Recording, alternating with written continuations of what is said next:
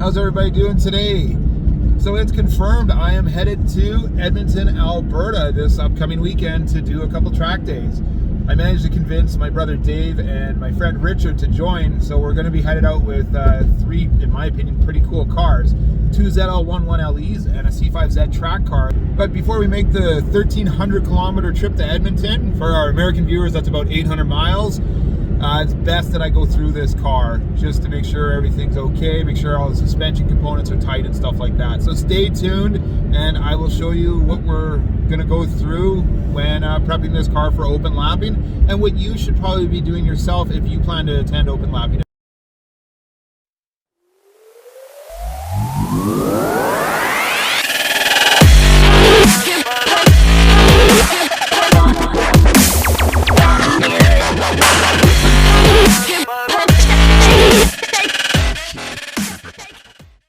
So good timing to be at the shop. It looks like we have two sets of ZL1 1LE wheels to do. My brother's doing a set, and then I have a set of brand new ones to go on as well. So I'm gonna get all those mounted up.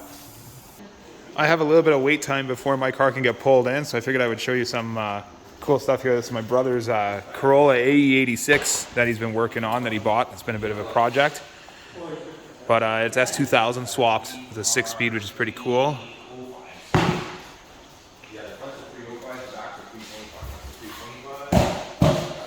Any of the JDM fans will love this car.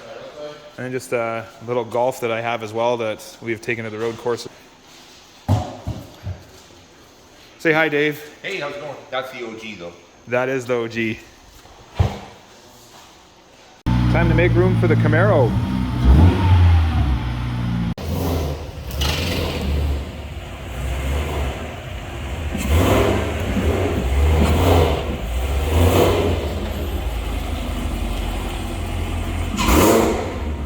So first things before we go into the suspension part of it, we're just gonna get an oil change out of the way. Already draining. So we're also gonna do a tire swap on this car, as we mentioned earlier. We're gonna put brand new tires all the way around. One thing that is super handy, I'm not endorsed or anything like that by any of them, but those ZL1 lift pads right there, we've got obviously 4 of them in the car, and this car isn't always on a hoist, so sometimes it's nice to have that option, obviously, to have jack points, just because it's difficult otherwise and you're going to wreck your rails and everything like that. And as you can see, the front tires obviously have that notorious track camber setting of chewing the insides completely. One thing we'll normally do is check for wheel bearing failure or anything like that, and also ball joints. So just do a side to side. All good in that corner. Ball joint check there.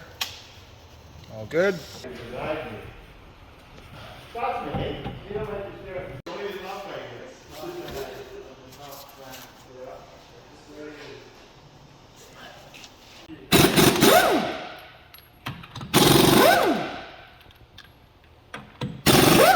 So now with the wheels off, take a closer inspection of the brakes here.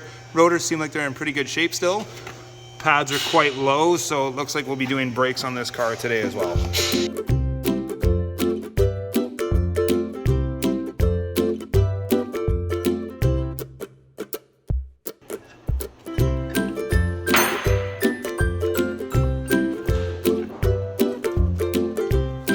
Old pad, new pad.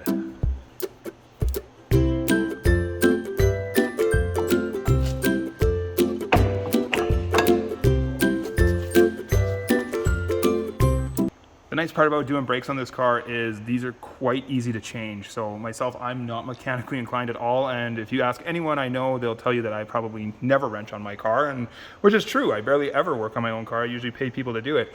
But with this car in particular, when you're doing the brakes, they are quite easy. It runs a fixed caliper design, and it's literally a punch to knock out the top pin and the bottom, and then a 1/2 inch wrench right here just to remove this center bolt, and it all pops out. Pull your pads out, drop the new pads in, and it's done. The rears are even easier to do. They literally just have 2 punches, or sorry, 2 pins holding in that you just punch out, and that's it.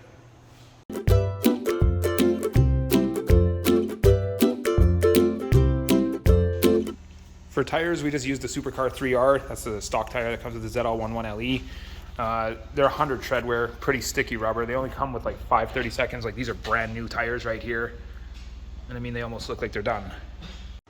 So brakes are all done. We checked under the car for fluid leaks, no issues found. And that's pretty much us ready to go out to Edmonton now. So we got new brakes, new tires, oil change completed, no suspension play or wheel bearing play, ball joint play, anything like that. So we should hopefully have a pretty successful weekend coming up. I'd also like to say thanks to my friends Jason and Charlie at Thunderkirk Auto for letting me come and play around in the shop today to get all this done to my car.